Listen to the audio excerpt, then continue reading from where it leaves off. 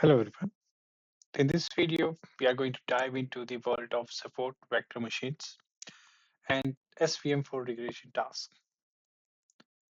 In the last video, I discussed SVM based on the classification, which is primarily it is used for the classification. But we'll start with the theory behind the SVM regression. So it's also and SVM can also be used for regression tasks. So we'll start with the theory of the behind SVM regression and then move on to our practical implementation in Python and finish by visualizing the result. So let's get started. First thing first, the support vector machine. What do you mean by like a support vector machine for regression? So SVM are powerful algorithm. They are primarily used for classification tasks.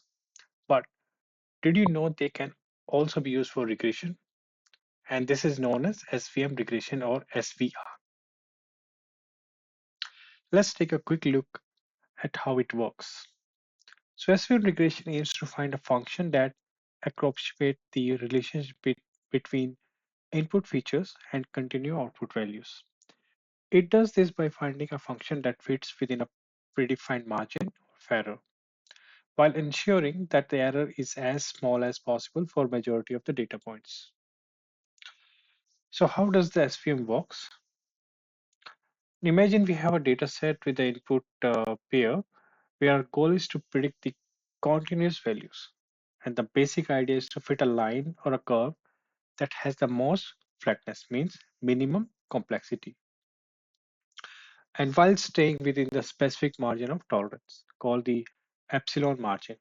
The point outside of this margin contribute to the error, and the SVM tries to minimize this error. And this is the how the SVM hyperplane or the decision boundary looks like. And these are the support vector. These are two x and y features. And this is the hyperplane for first class, and this is the hyperplane for the second class.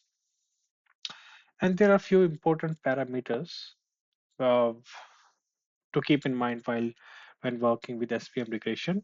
The first one is C, and that is called regularization parameter.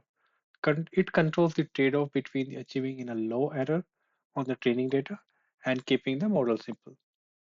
The second one is epsilon, behind the margin of tolerance of for the error.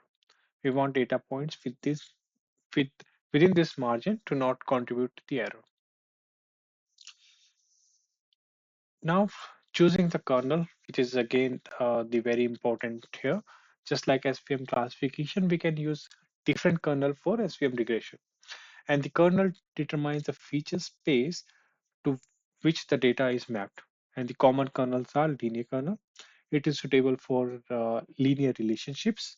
Second is the polynomial kernel, useful for non-linear relationships with high degree of complexity. And the third one is radical base function, RBF kernel. It is often used for more complex and non-linear data set. Let's now move into the implementation of SVM regression in Python using scikit-learn.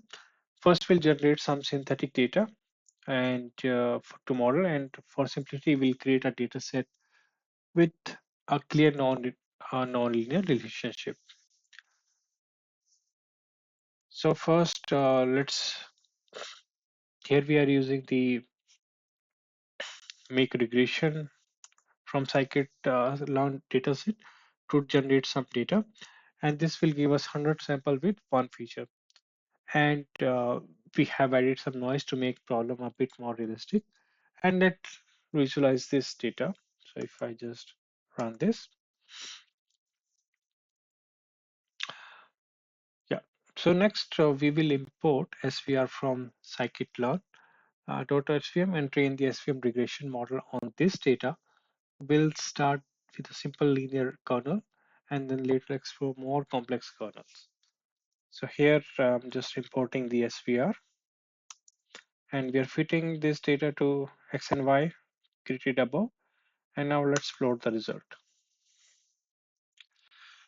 So we created the SVR model with a linear kernel, and we set the C equals to 100 to control the regularization and epsilon to 0.1. And to define the margin of tolerance for the error, after fitting the model, we predict the target values, and this is the result which is we have just plotted. Here the blue represent the data points, and the red line shows the predicted regression line from the SVM model. You can see the models try to fit the data while staying within the epsilon margin, which is what the given its smooth and non-fitted appearance. Now let's try to uh, using the radical basis function RPF kernel, which can capture more complex and more non-linear relationships. So here we are creating the sphere model with RPF kernel. We are fitting the model to the data. Next, we are predicting the values and plotting the results. So let me run this. So this time we are using the RBF kernel, which is typically better for capturing the non-linear relationships. And let's see how this model performs with this kernel. So if I run the evaluation,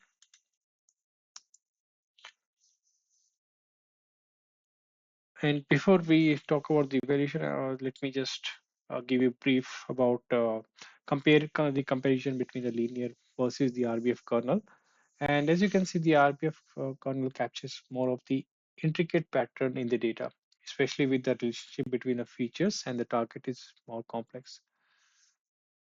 Once we have the model, we evaluate the performance, and once we do that by calculating the mean square error between the predicted and the actual target values. So by calculating the MSE, we can quantify how well our model is performing. Lower values of MSE indicates a better fit. So to summarize the SVM regression, it's definitely a powerful tool for fitting a regression model while minimizing the error and avoiding overfitting. And we can use different kernels such as the linear RBF depending upon the complexity of the data. The regularization parameter like C and epsilon plays an important role in controlling the model behavior. Yep, that's it for this video. Thank you for watching. If you enjoyed the video, you can don't forget to like and subscribe. See you next time.